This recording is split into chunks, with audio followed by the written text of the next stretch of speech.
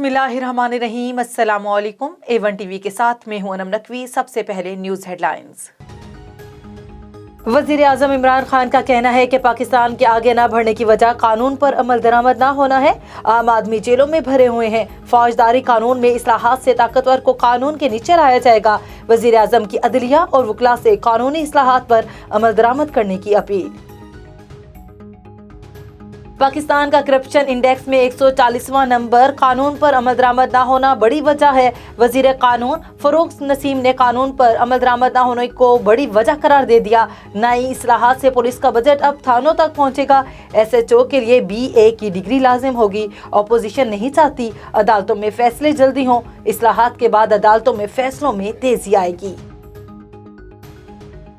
इमरान नियाजी के झूठ सबके सामने है। लोगों के घर गिराए, अपना लीगल करवा लिया। हमजा शहबाज की अदालत में पेशी के बाद मीडिया से गुफ्तगू। इमरान खान का अवामी अदालत में पेश होने का वक्त हुआ चाहता है। करप्शन खत्म करने का नारा लगाने वालों ने पाकिस्तान को करप्शन में ही तरक्की दी। बुज़दार साहब पैसे लेकर तबादले करते हैं। कराची में मुतहिदा रैली पर पुलिस तशद्दुद। जाम भाग कारकुन असलम की नमाज जनाजा 3 बजे अदा की जाएगी। मुतहिदा का आज फिर वजीर आला हाउस के सामने धरने का ऐलान। सईद गनी ने कहा, रेड जोन में होटल गैर मुल्की खिलाड़ी ठहरे हैं। ना चाहते हुए भी इंतजामिया को एक्शन लेना पड़ा। कार्रवाई ना करते तो नताइज खतरनाक हो सकते थे। लाहौर के काहना में मां और 3 बच्चों के कत्ल का ड्रॉप सीन। वारदात में बच जाने वाला बेटा कातिल निकला। पुलिस के मुताबिक मुल्जिम जैन ने PUBG खेलते हुए मां और भाई बहनों को कत्ल किया।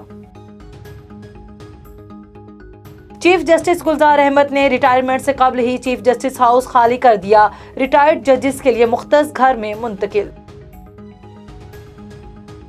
सिख बरादरी भारत का मुनाफिकाना चेहरा बेनकाब करने के लिए फिर मुतहरिक।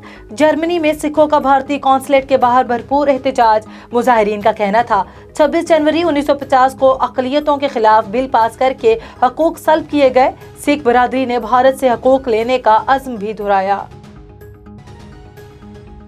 अमरीकी वजीर खारजा एंटोनी ब्लिंकन का चीन के वजीर खारजा वेंग वेनपी से टेलीफोनिक राब्ता। दोनों रहनुमाओं के दरमियान यूक्रेन के मसले पर बातचीत। एंटोनी ब्लिंकन ने कहा, रूस की जारहियत से आलमी अमन और मईशत को खतरात लाहक हैं।